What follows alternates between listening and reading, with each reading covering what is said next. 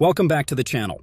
Today, we're delving into the world of nutrition and longevity with insights from the renowned expert, Dr. Mindy Pelz. Dr. Pelz, a pioneer in the fasting movement, is here to share her top 10 foods to avoid in order to lead a healthy and long life while keeping the risk of cancer at 0%. And trust us, the last one will shock you. But before we get into the specifics, let's talk about a key factor that Dr. Pelz emphasizes for healthy aging: keeping glucose and insulin levels low.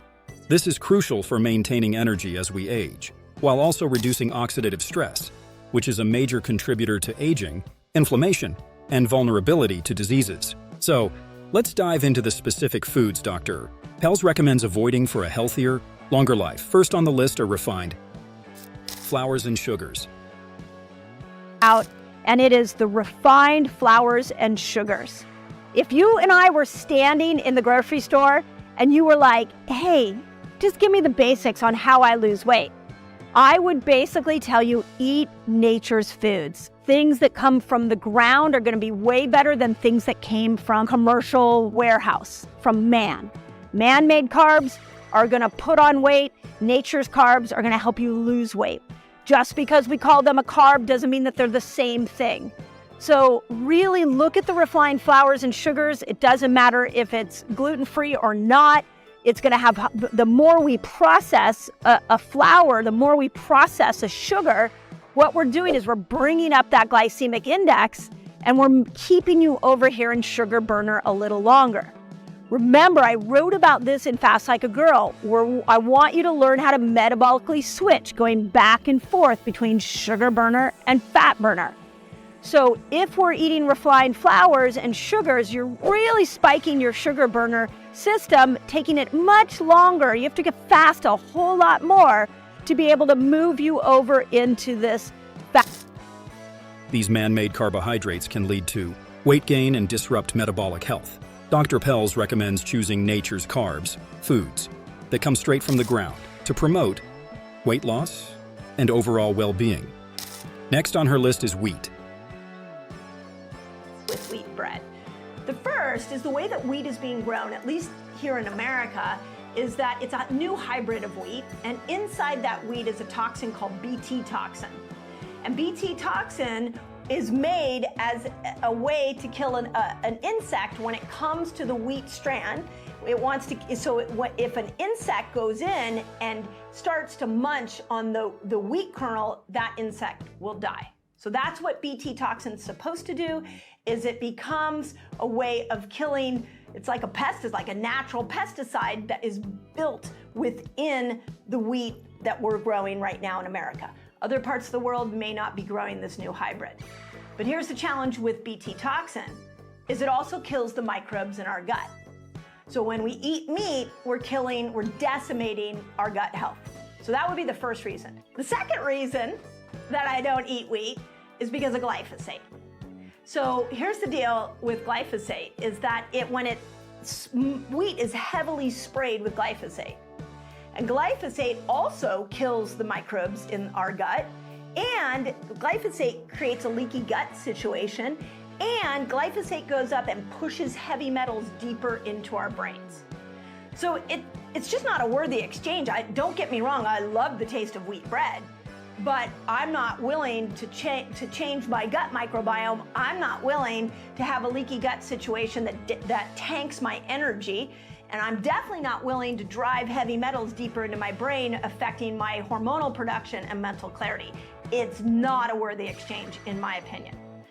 And then if that doesn't convince you enough, one of the challenges we have with wheat bread, and this was actually some interesting studies that were done out of the Journal of Clinical Nutrition, that showed that people who ate wheat bread actually ingested 400 more calories every day than people who didn't.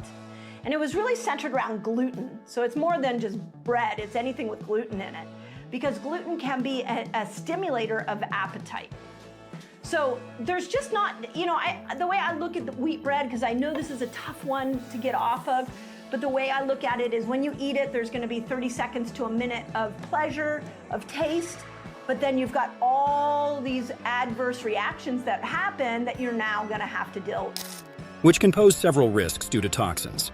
and contamination, negatively affecting gut health and hormonal balances. Surprisingly, sweet potatoes make it on the out is the potato. Now, hopefully if you followed me long enough, I am a huge fan of the sweet potato. I'm also a huge fan of making sure that you're eating a variety of potatoes. And here's why. The sweet potatoes of different colors and potatoes outside of just the russet all have a resistant starch in them. And this resistant starch actually will go into the lower part of your large intestine and feed the microbes in your large intestine. A conventional russet potato grown from a conventional farm is going to be just a big starch bomb. And you're gonna, same thing as the orange juice, same thing as the oatmeal, you're just gonna see a glucose spike, and then you're gonna end up seeing that glucose is gonna dip and you're on that metabolic roller coaster.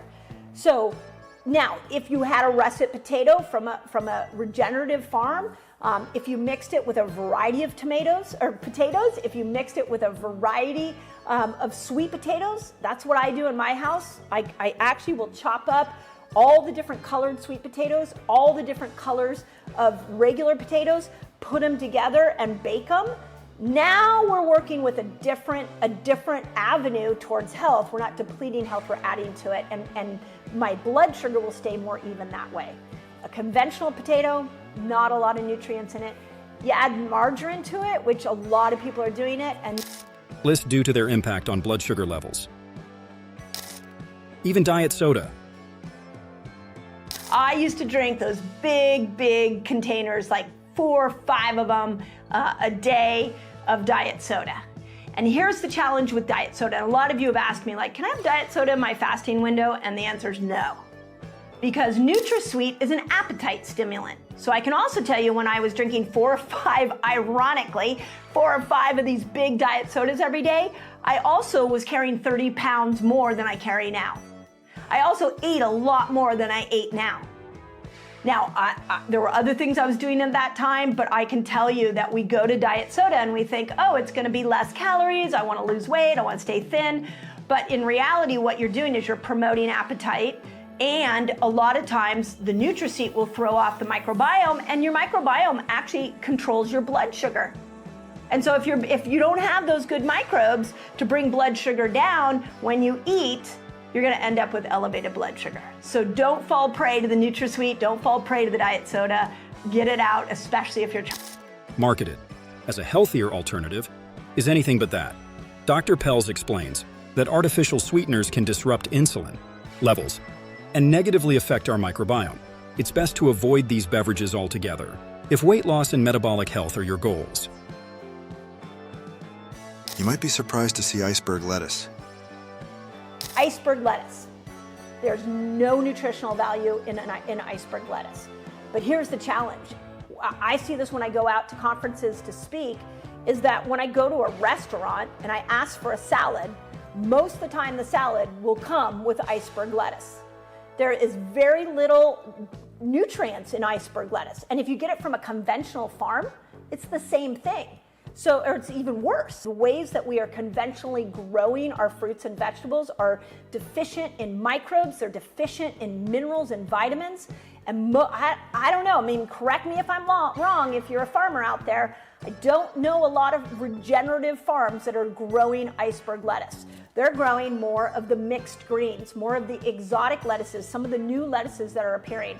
We get one of our favorite lettuces comes from, and I'm gonna give them a shout out because I love them, is Spade and Plow. And when I go and get lettuce from them, they're our local farmer, oh my gosh, I've never even heard of half of these lettuces. They are grown in regenerative farms. A salad appears to be healthy, but if you're doing it with iceberg, it's got no nutrients in it. A salad that's got all of these exotic lettuces and maybe some dandelion greens and some parsley and a lot of mixed greens in it grown from a regenerative farm, you can call them both salads, but they're completely deficient in how they're gonna support your health. One will rob you of health, this does nothing for you, depletes you of nutrients. One will add to health. And we call them both salads. Another food to be cautious of is orange juice. Orange juice. Everybody thinks, I'm gonna have a glass of orange juice in the morning. It's going to be so healthy for me because it raises vitamin C. I have no idea where the orange juice, lobbyists are out there, but somehow we got it nailed in our brain that this is healthy and you gotta get rid of it. And let me tell you why. Look at this as a cup of sugar. It's literally a cup of sugar. When you drink it, your blood sugar is gonna spike and then it's gonna crash a couple hours later. And it's gonna put you on this massive metabolic up and down, and that is absolutely destroying your insulin levels. I'm gonna even go as bold as to tell you that orange juice is making you insulin resistant. And the fact that you would have it in the morning is setting you up for a day of metabolic failure. While often perceived as a healthy option, it's actually loaded with sugar that can cause blood sugar spikes and crashes. And lastly, juice cleanses. Which is juice cleanses. So I can't tell you how many times in my clinic I would see people come in and they'd be like, "You're going to be so happy for me. I'm on a juice cleanse." And my brain would go, "Oh no, God, what kind of juice cleanse are you going on?" The only juice cleanse that I could see that is metabolically okay would be like a green juice cleanse. But the minute you add in fruit, you're now tipping the scale away from this fat burner into a sugar burner. So when we add the pineapples, when we add apples, when we add oranges, and we juice those, you're getting more than the actual fruit itself. So if you're going to do a juice cleanse, it's gotta be green juices. That's it. Even beets and carrots are gonna be high in sugar and keep you over here in the sugar burning energy system. Juice cleanses are not as healthy as one might think. The language of the copy directly relatable. Next, we have another surprising food to avoid if you want a healthier life and to promote longevity. It's none other than carrot and celery sticks. For our carrot sticks, and they reach for our celery sticks. And we eat these over and over and over again. There's a common theme in this video, which is these types of foods that are conventionally grown are not only not adding to your health, they are depleting your health because they have no nutrients and they take energy from you to be able to digest them. So they can tank your minerals, they can tank your vitamins. But the other part, and the reason that I am bringing these two out, is what I find is that when you say to somebody, eat more vegetables, they go to these two. There's something called monoculture, where when we eat the same vegetables over and over and over again, we take our microbial diversity, we take the incredible health benefits of the microbes in our gut, and we start to create a subset of microbes that are flourishing, allowing the other microbes to fall away. We create a monoculture. When we look at what we need to stay microbial health in optimal order, which, by the way, your microbes in your gut support your immune system, they regulate your blood sugar, they give you neurotransmitters for your brain. It's really important that you feed them. You don't want to do the same things over and over again. This here, and I know we're a worldwide audience, but this is the standard American diet right here.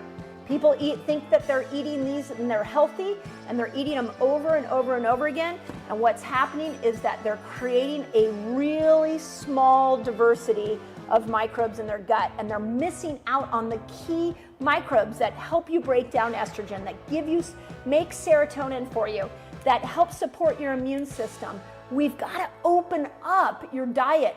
Stop eating the same things over. Now, I know what you're thinking. Carrots and celery are often praised for their low-calorie and nutrient-packed qualities. However, there are a few reasons why Dr. Mindy Pelz suggests steering clear of these popular snacks. Firstly, carrots and celery sticks are high in natural sugars, particularly carrots. When consumed in large quantities or on a regular basis, these sugars can cause spikes in blood sugar levels. This can be problematic, especially for those who are looking to maintain stable energy levels throughout the day. In addition to the sugar content, carrot and celery sticks lack significant amounts of protein and healthy fats. These macronutrients play a crucial role in providing sustained energy and satiety. Without them, you may find yourself experiencing energy crashes or feeling unsatisfied after snacking on these vegetables. So, While carrots and celery sticks may seem like a healthy choice at first glance, it's important to consider the balance of macronutrients and the potential impact on your blood sugar levels. Now, let's move on to another food that you should be cautious about: fish. What is fish? Ugh, I hate to tell you this. So I'm gonna give a little bit of the reason why I don't eat fish, and then I'll tell you when I do, because I still eat it a little bit, because fish is my absolute favorite. But unfortunately, our oceans are so polluted that many fish now have heavy metals in them. So some of the bigger ones, like hopefully you know that, like tuna and mercury, a lot of mercury in tuna. So as somebody who's detoxed a lot of heavy metals out of her body, someone who cares about her hormones, tuna's just not on my list. And I used to eat a can of tuna like every couple of days. Tuna fish sandwiches were my favorite. I'd order tuna out at restaurants, so tuna's not around in my life anymore. So we have to realize that there are certain levels, certain loads of heavy metals and plastics in our fish because our oceans are so polluted. This is a reason why we have to take care of our planet. Please, please, please, we have to prioritize taking care of our planet because we're affecting we're polluting areas that are affecting these foods that we love to eat, and fish is one of them. So I don't eat fish anymore because of the heavy metal load and the pollutants in them. I'll tell you one thing that when I say, well, I do eat it every once in a while, the Monterey Bay Aquarium, I live in Northern California. If you go to the Monterey Bay Aquarium's website, they actually have a list of the fish that are the least toxic compared to the ones that are the most toxic. So you can go and check out their website. I'll even leave a link in the notes here so you can see them. But yeah, there are some that have less pollutants and toxins in them than others. I often, when I'm out to a restaurant, I'll pull up that on my phone and remind myself which ones are gonna be better and least toxic for me when I do wanna eat fish, and I love fish. So Contaminated with heavy metals. Fish has always been known for its abundance of omega-3 fatty acids and other essential nutrients. However, with the growing pollution in our oceans, fish can become a source of heavy metals, like mercury and other harmful contaminants. Dr. Pelz emphasizes the importance of being mindful about where our fish comes from. Opting for sustainably sourced and responsibly caught fish can help minimize the risk of heavy metal contamination. By doing so, you can still enjoy the health benefits of fish without compromising your well-being. Lastly, let's discuss a breakfast staple that might surprise you: oatmeal. the big thing is oatmeal. Now, before you click off and you're like, wait a second, oatmeal. I love my oatmeal. I feel like people love oatmeal more than they love orange juice, but it's the instant oatmeal that is the worst. I don't care if you're buying it from the healthiest store in the world. What we find with anything that's instant is that it's not gonna have as much fiber in it. These tend to typically have some sugar in them. This one I actually bought from a local health food store, and it had coconut sugar in it, plus a couple other interesting sugar substitutes in it. Still is going to spike your blood sugar because it's instant. It has been refined, so there's less fiber in it. So every time, think about that. In the morning, you're having your oatmeal and you're having your orange juice. You think you're being healthy, but really what you're doing is creating this massive, huge spike in your blood sugar. Now, if you don't believe me, I'm gonna ask you to either put a CGM on, continuous glucose monitor, and look at it for yourself. See it with your own eyes. If you don't have the resources for a continuous glucose monitor, get one of those blood sugar readers and take a measurement before you have your orange juice, take a measurement before you have your oatmeal, and then half an hour later, take another measurement and look at the delta of those two measurements. Because your blood sugar doesn't lie, it will show you how much those two foods spike your blood sugar, putting you down a poor path to metabolic health. Slowing aging at the root of longevity exists stable blood sugar, low blood sugar, ability to metabolically.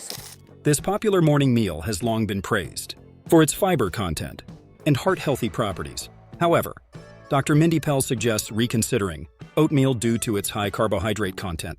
When consumed without sufficient protein or healthy fats, oatmeal can cause rapid spikes in blood sugar and insulin levels, Over time, this may lead to energy crashes and insulin resistance. For those striving for metabolic flexibility or practicing intermittent fasting, stabilizing blood sugar is essential. Unfortunately, oatmeal can interfere with this goal. So, while oatmeal may seem like a wholesome breakfast choice, it's important to be mindful of its carbohydrate content and its potential impact on blood sugar regulation. To promote longevity and optimal health, it's crucial to make mindful choices about the foods we consume. By avoiding carrot and celery sticks, being cautious about fish contaminated with heavy metals, and considering the potential drawbacks of oatmeal, you can take charge of your health and enhance your quality of life. If you found this information helpful, stay tuned for more expert advice and tips in our upcoming videos. Remember to like, subscribe, and hit the notification bell to stay updated. Until next time, take care of your health.